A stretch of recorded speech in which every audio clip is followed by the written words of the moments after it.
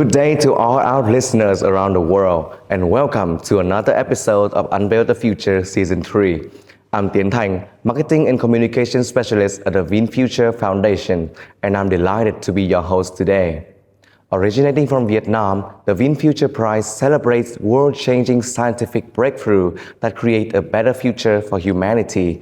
We are now calling for nominations for the 2026 prize season. Please scan the QR code here for further details. And without further ado, I'm pleased to introduce you to our special guest today, Dr. Lê Quang-Dam, General Director at Marvell Technologies Vietnam and one of the leading figures driving semiconductor innovation in the region. With nearly 3 decades of experience in the global semiconductor industry, Dr. Lê has built a remarkable career bridging academia and high-tech enterprise. After earning his bachelor's degree from Ho Chi Minh City University of Science, he pursued his master's in physics and a PhD in signal processing and artificial intelligence in Canada. From there, his journey led him through some of the world's most innovative companies, from Miranda and Gennum to ATI, later AMD, and Broadcom, before returning to Vietnam to lead Marvell Vietnam. Under his leadership, Marvell Vietnam has grown into one of the company's 3 largest global R&D hubs, contributing to cutting-edge technologies that power data centers, 5G, and cloud infrastructure around the world. Today, Dr. Lê joins us to share his journey from a young engineer in Vietnam to a global technology leader, and to explore how Vietnam can rise as a key player in the semiconductor ecosystem of the future. Dr. Lê, it's such a pleasure to have you with us today. To begin, could you share what first inspired you to pursue a career in semiconductors and what continued to fuel your passion for this field? At first, for sure, I really want to thank Win Future to give me the chance to be interviewed today, especially to share about my professional career to everyone. So hopefully it can inspire the young generation about the semiconductor, and in specific and more general about the science and technology. I would like to go back about 50 years ago, or a little bit further, when I was just a boy, a kid. I look around, the world around me with very curious eye. I really want to know, what they are, how they function, how they work, etc. All of my, father, stuff such as radio, lighter, etc. I try to open all of them. And of course, I cannot assemble and put them again. But that is really, my high curiosity about everything. And when I grow up, I go to the high school. I am really, love, physics and mathematics. And at the end, I figure out that is really like the backbone, for the knowledge, which help me about the logical thinking, about, the fundamental, knowledge, so that I can work later. But and then when I finish, my study at high school, I come to the decision.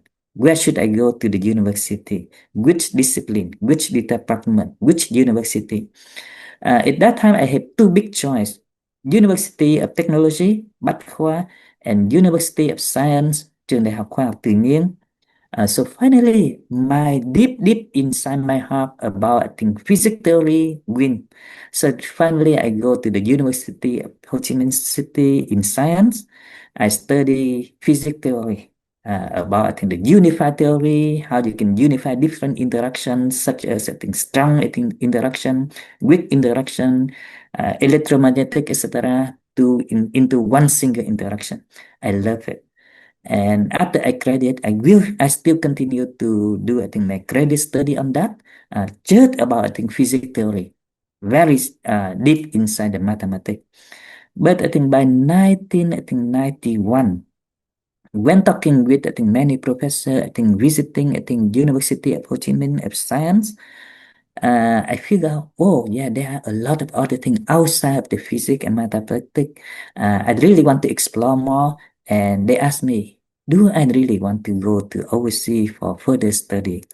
I say definitely yes. So that is by 1991. I got a scholarship and go to Canada for studying. And from there, I learned more about, I think, solid state in physics, how to make the thin film, how it can apply also for the semiconductor. And I continue, I think, my PhD in digital and signal processing, how to do, I think, the system architecture, how you can implement, I think, the theory inside a very tiny component such as the chip. And that is really my destiny. I select, I think, my career as, I think, an engineer in the area of the IC design, or a little bit broader, that is the semiconductor. And from there, I think by 1996, I work in the industry until now. It's almost about 30 years for now. I believe I do make the right choice. That is really what I love to do, what I always want to learn how to do it better. And definitely, I really want to share, I think, my knowledge, my experience with, I think, younger, I think, generation, how we can advance in terms, I think, the science and technology. Thank you so much, Dr. Lei. Your story is truly inspiring. From a curious boy in Hue, taking apart radios to understand how things work, to a global leader shaping Vietnam's semiconductor future. It's a journey that beautifully reflects the power of curiosity, perseverance, and lifelong learning. Today, semiconductors have become one of Vietnam's top national priorities, standing alongside artificial intelligence and digital transformations as key pillars for the country's technological growth.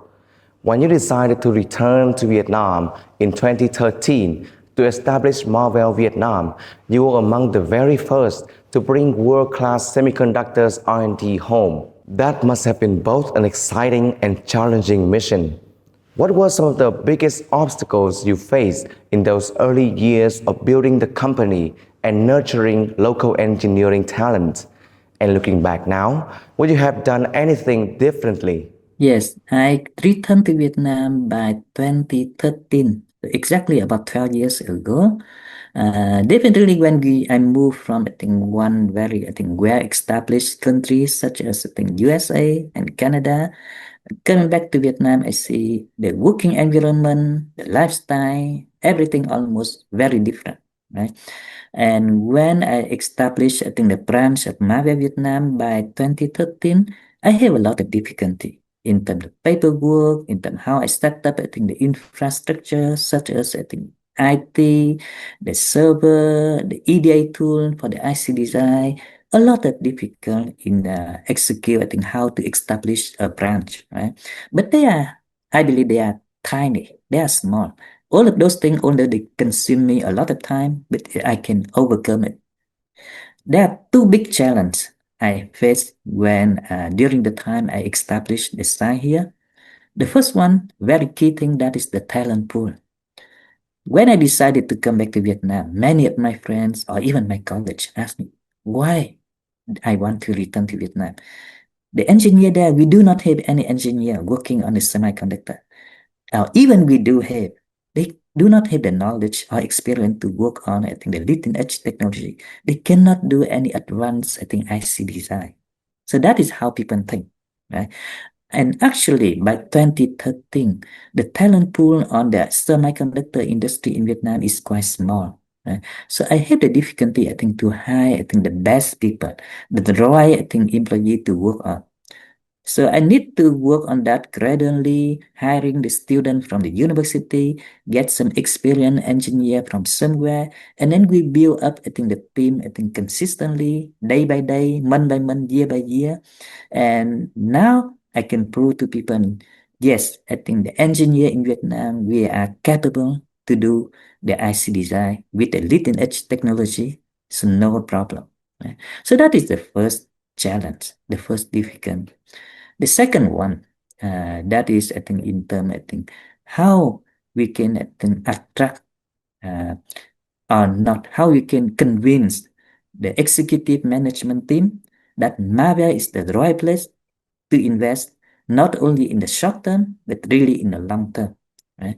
So in order to do that, we need to show to people that the engineer in Vietnam, we are capable, we are eager to learn, we are really happy to work, to collaborate with the other team across the world, from I think China, from Singapore, Korea, or even further Israel, USA, Canada, etc. So it not I think the work can be done overnight. It takes a lot of time, year by year. We grow up a team. We show to the executive management team that we have enough people. We have a mass number of engineers to work on, and we are knowledgeable, experienced to do I think the work. So those two really I believe to have this I think challenge I have. It takes a lot of time, but they cannot be done in a short time. It takes time to do that, I think, gradually. And up to now, yes, we can do it. We convince the executive management team that Vietnam is the long-term, a very strategic location to invest.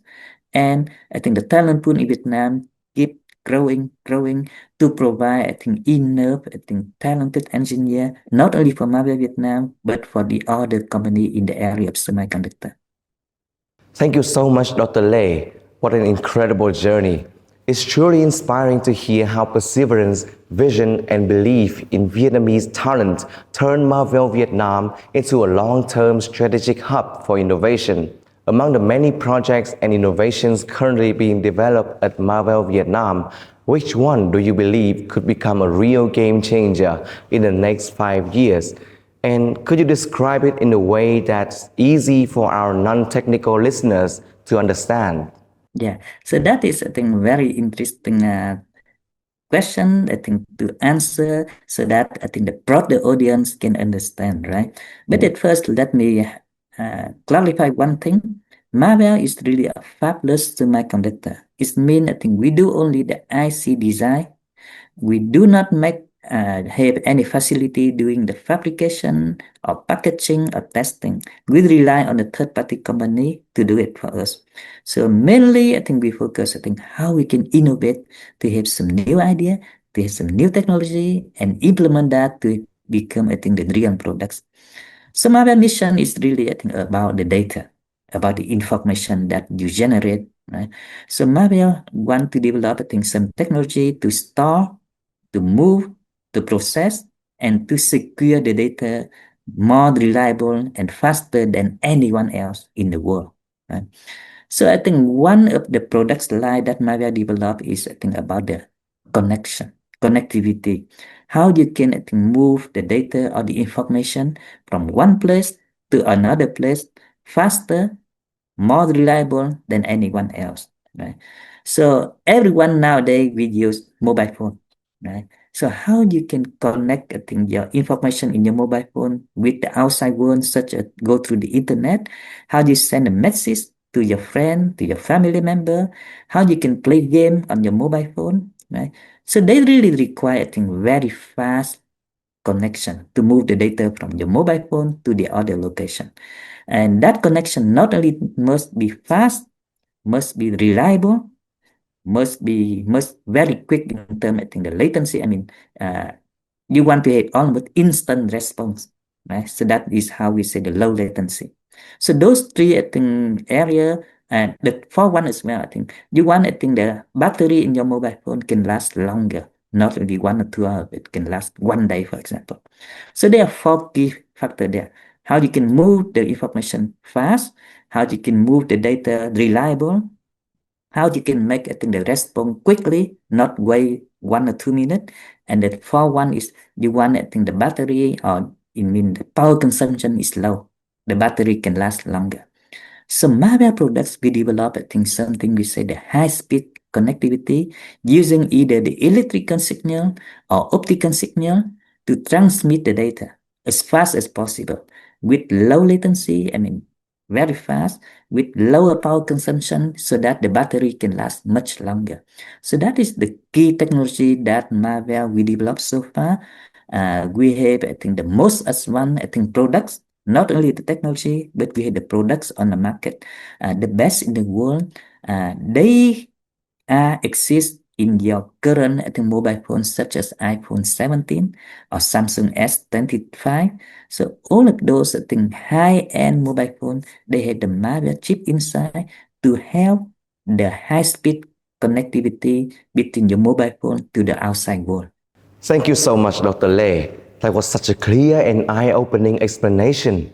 I think many of us will now look at our smartphones a little differently, knowing that technologies developed here in Vietnam are helping connect millions of people around the world. What you share also touches on something fascinating, the balance between innovation and practicality. At Marvell, you're constantly pushing the boundary of what's possible while still delivering products that work reliably in the real world. So, how do you personally balance nurturing bold, breakthrough ideas with ensuring that those innovations become practical solutions ready for the markets? Yeah, I think that is really a balance, a trade-off between two things, right?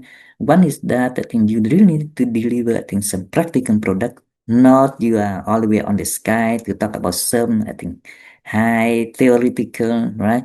And then the second thing, in your products, you need to have a lot of noble, I think, idea, a lot of innovation, because if not, I think their products will be very similar to the other. Right?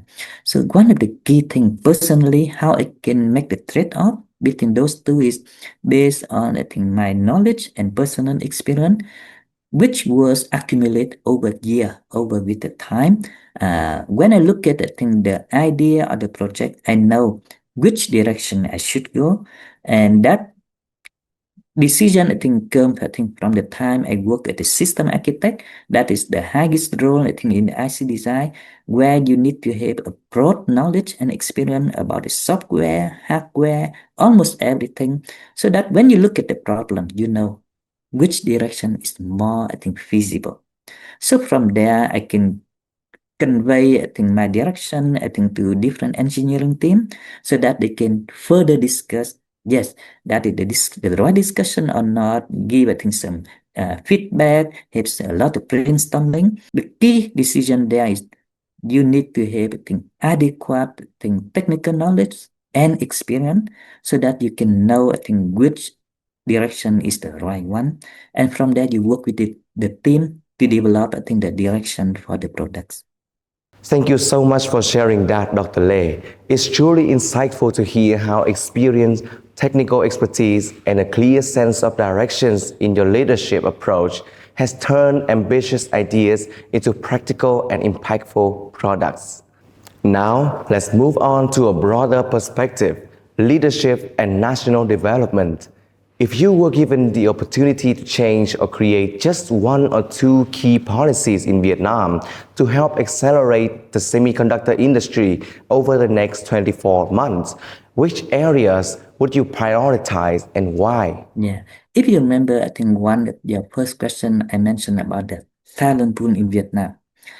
Now our talent pool in Vietnam is broader, bigger, but that is still not enough.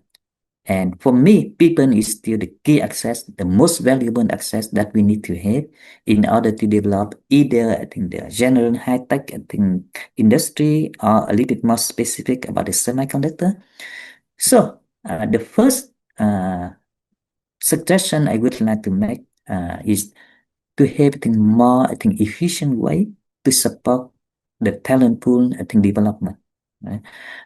We have been working with all most of the university in Vietnam or even I think overseas to help to refine I think the curriculum, also to send I think our experienced engineer back to the university to give I think the technical seminar, to give some lecture, to also help I think students in the lab, etc. But that is not enough, because that is only I think certain single I think enterprise such as Marvell Vietnam, Synopsys, etc. We need to have a little bit more I think consistent framework, and it should be coordinated I think by I think Vietnam government. I know that for now we have a few I think suggestions or recommendations, such as I think National Innovation Center, etc. They have I think some I think work already started, but I believe we should do more than that. When we look at I think the scale of the talent pool in Vietnam, the target is to develop, let's say, 50,000 I think engineer in the area of the semiconductor industry until 2030. That is huge, but it must be achievable if we can do it right. So I really highly recommend we have the more concrete more consistent framework so that many, I think, enterprise company can work together with different university to develop, I think, the workforce, I think, for semiconductor industry more efficiently. So that is the first one. The second one, Marvell Vietnam, similar to some other company, although we are doing only the IC design, but we do need to import and export some lab equipment. Right? Sometimes those lab equipment are very, very expensive, a few million US dollar easily, right? Very high-end one. Sometimes we need them to do some evaluation, some characterization for our chip, but the process to do the import export is still, I think, very complicated. Sometimes it takes me months. And you see, I think it have, I think, tremendous impact on our products development, how we can deliver the products to our customer on time, right? So that is, I believe, I think, really, I think the second recommendation I really want to suggest in the next, let's say, 12 or 24 months, so that they can facilitate, I think, the daily, I think, function of, I think, Marvell Vietnam or the other IC company design in Vietnam to do our work, I think, better. I completely understand, Dr. Lê. Those are indeed two crucial factors shaping the future of Vietnam's semiconductor industry. And as you said, if we can get them right, talent development and a more supportive ecosystem, Vietnam's growth in this field could be truly remarkable. If Vietnam were to become the next Silicon Valley of the world, what qualities or skills do you believe are the most essential for our scientists, researchers, and engineers to start developing today, and why? Yeah. So definitely for now, Vietnam is not, I think, the second Silicon Valley, but nothing prevents us to dream, right? We need to have big dream. And hopefully, I think when we work hard, it will become true. In my mind, to make, I think, Vietnam become, I think, one of the key, I think, factor in the whole, I think, semiconductor industry economy is to further develop in both aspects, the quality and the quantity. Right? For now, I think Marvell Vietnam is a little bit late compared to the other company in Vietnam, such as, I think, Renaissance, Faraday, but sorry, only Renaissance. But we are developing a lot in terms, I think, the number of the employee or engineer. We have more than 550 engineers for now. I believe one of the top three IC design company in Vietnam. But if you look at for the whole, I think, semiconductor industry in Vietnam, we are still very small compared to the other, I think, country.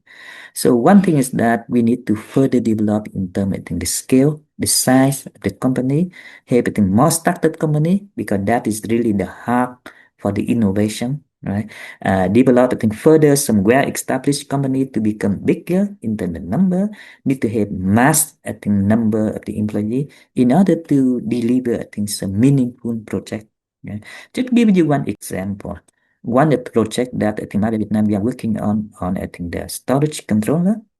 We need at least about 300 or 400 engineers to work on one project. So definitely, if you have only 10 or 20 engineers, you cannot have, I think, meaningful contribution to the project.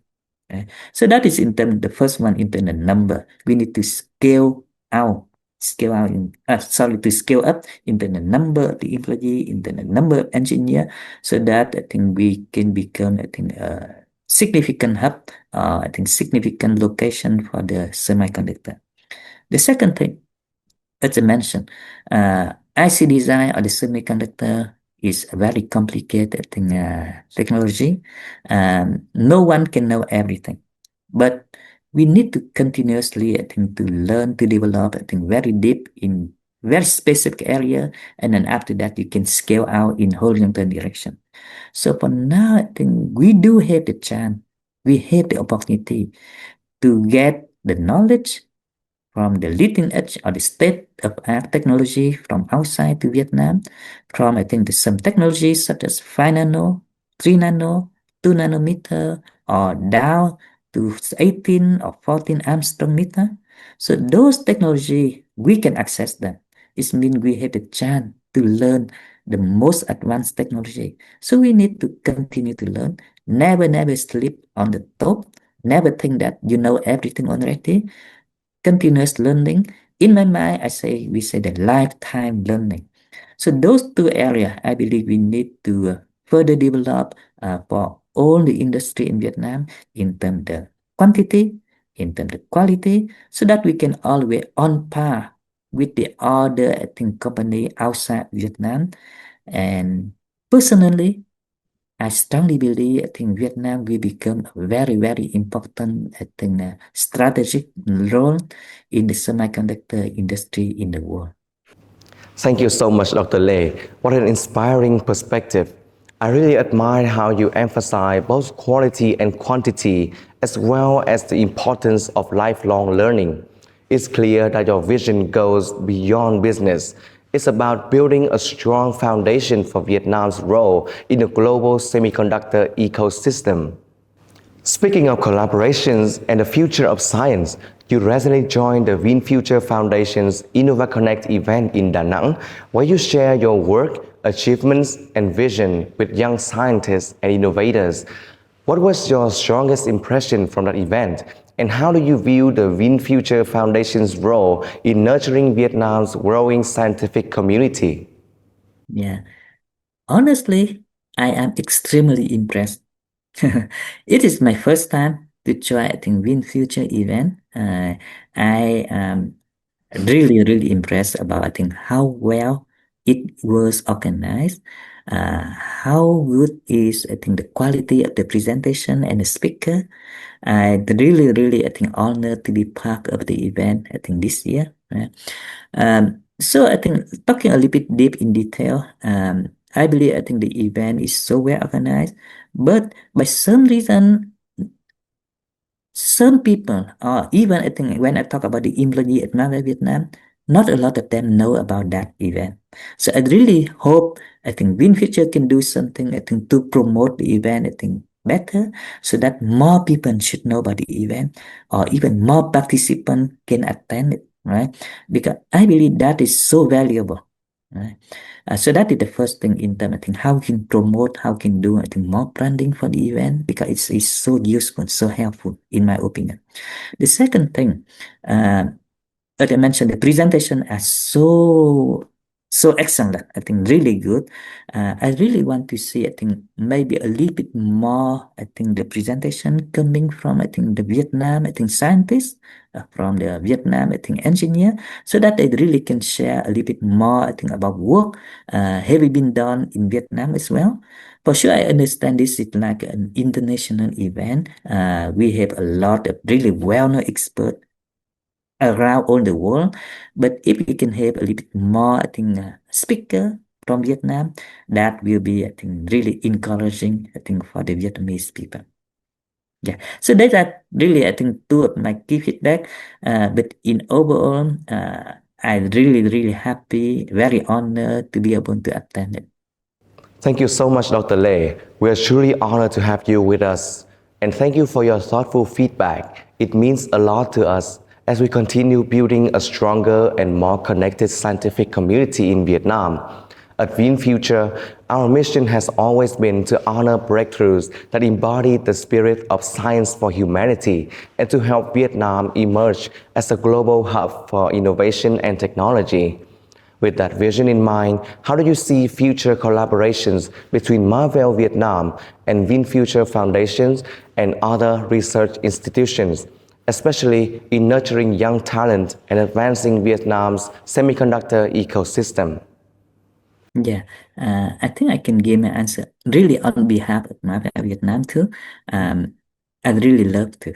Uh, as I mentioned, I think for the past, I think so many years, I always try to collaborate with different university in Vietnam and overseas to develop about the people, about the human resource, about the talented engineer for Vietnam. So in future, I think I believe will play a key role in the workforce development in Vietnam. It doesn't matter semiconductor or for the high tech or in general for the science and technology. So I think I love I think to have I think Marvel Vietnam team. to collaborate, I think, with WinFuture, whatever, I think, way we really need, I think, to work together to develop, I think, the human resource for science and technology in Vietnam better. Definitely for now, I do not know, I think, any detail or any concrete plan how we do that yet. But I hope we can continue, I think, our discussion so that we can work together not only between Marvell, Vietnam, and WinFuture, but all the other, I think, enterprise in Vietnam. We can sit down, we can do some brainstorming, and then have, I think, some plan so that we can implement. I always believe, I think, one person or one company or one institute cannot do everything. We need to work together as a team. And I believe we have a strong mind for the collaboration. It should be feasible in the future. As we are coming to the end of our conversations today, I'd love to ask you one final question. If you could share one short but powerful message with the next generations of Vietnamese engineers, scientists, and innovators, those who dream of creating made in Vietnam chips that serve hundreds of millions of people around the world, what would you tell them? Something both practical and inspiring from your own experience. Yeah, I'm not sure how practical. I will try to make it practical because I am a dreamer. I dream every day. I dream when I was a young until now. But as you mentioned, I am a little bit like a human-centric. Yeah. So what I really want, I think, to share, I think, one short thing, sentence with everyone, based on my, I think, working experience, my life experience. Uh, that is, I think, let be a kind person. Right? Uh, let learn, I think, how to do it right, and then let love, I think, what you want to do, and finally is that uh, you have the confidence in yourself. Continue to do that, and you will be successful. My last thing, one thing I really want, I think, to share is be confident on yourself. When I was a child, I sometimes I think, wow, I am weak. I cannot do something. But when I grow up, until now, I have, I think, one thing I strongly believe is right, is that if you believe on yourself, and then if you really love it, you have passion, I'm sure, I think, you can do it, and you will have a very happy life. So that's all. That's such a beautiful message, Dr. Lê. Believe in yourself, love what you do, and keep learning along the way. I think that captures perfectly what it means to pursue science with both heart and purpose. Once again, thank you so much for sharing your journey, your wisdom, and your dreams with us today. It's been an honor to hear your story from Huế to Silicon Valley and now back to Vietnam, inspiring new generations of innovators. To our listeners, we hope today's conversation has sparked your curiosity and inspired you to see how science in every form continues to power human progress. If you enjoyed this episode, don't forget to subscribe to our YouTube channel and tune in to Unveil the Future on Spotify. You can also follow the WinFuture Foundations on our website and social media to stay updated on the WinFuture Prize, Innova Connect, and other initiatives celebrating science for humanity. Before we go, a quick reminder, the nomination portal for the 2026 WinFuture Prize is now open and will remain so until April the 17th, 2026. Thank you, as always, for your continued support. Stay tuned as we continue our missions to discover and honor groundbreaking scientific innovations. I'm Tiến Thành, and it's been a pleasure being your host today. Thank you for listening, and until next time, keep imagining, keep innovating, and keep working together to unveil the future.